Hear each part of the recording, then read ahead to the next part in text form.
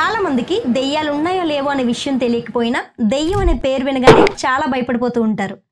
చాలా మంది దేవుడు ఉన్నాడని నమ్మకపోయినా దెయ్యం ఉంటుందని మాత్రం ఖచ్చితంగా నమ్ముతూ ఉంటారు.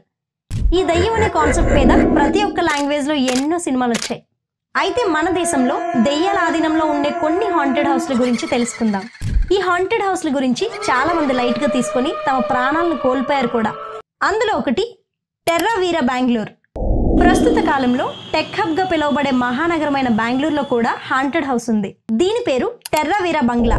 దీనిని 1943లో కట్టించారు. ఈ బంగ్లా యజమానికి డాల్సీ మరియు వీరా అనే ఇద్దరు కూతుర్లు.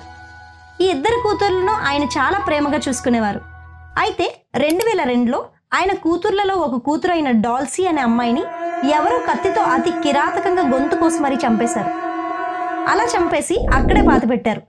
ఈ సంఘటన అప్పట్లో బెంగళూరుని షేక్ చేసేసింది. అయితే ఇది జరిగిన కొన్నాళ్లకు వీరా అనే ఇంకో అమ్మాయి తన అక్క చనిపోయిన ఇంట్లో ఉండలేక తను ఆ బంగ్లా నుండి విడిచి వెళ్ళిపోయింది. తర్వాత డాల్సీ చనిపోయిన కొన్ని రోజులకి ఆ బంగ్లా దగ్గరలో ఉన్న ప్రజలు ఆ బంగ్లా నుండి వింత వింత శబ్దాలు, అరుపులు, కేకలు వినిపించాయని, మరికొంతమందికి అయితే ఆ బంగ్లా నుండి ఎవరో పియానోను వాయిస్తున్న శబ్దాలు కూడా వినిపించాయని చెప్పుకొస్తున్నారు. ఇలాంటి వింత శబ్దాలతో భయపడ్డ అక్కడి ప్రజలు ఈ బంగ్లాలో చనిపోయిన ఆ అమ్మాయి దెయ్యంగా మారి ఇలాంటి పనులు చేస్తుందని బలంగా నమ్ముతున్నారు. అలా నమ్మి కొంతమంది గోస్ట్ బస్టర్స్ ని పిలిపించి ఆ ఇంట్లో నిజంగా దెయ్యం ఉందా లేదా అని చెక్ చేయమని చెప్పారు.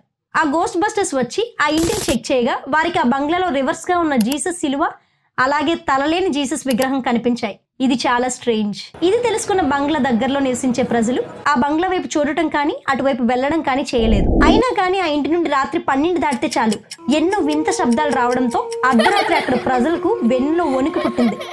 దీని వలన వారు ఇళ్లను ఖాళీ చేసి వెళ్లిపోయారు. ఆ సంఘటన జరిగిన కొన్ని సంవత్సరాలు గడిచినా కానీ ఇప్పటికీ ఆ హాంటెడ్ హౌస్ దగ్గరికి వెళ్ళడానికి ఎవరికి గుండె ధైర్యం సరిపోవడం లేదు. నిజంగానే వింటుంటే చాలా భయం వేస్తుంది.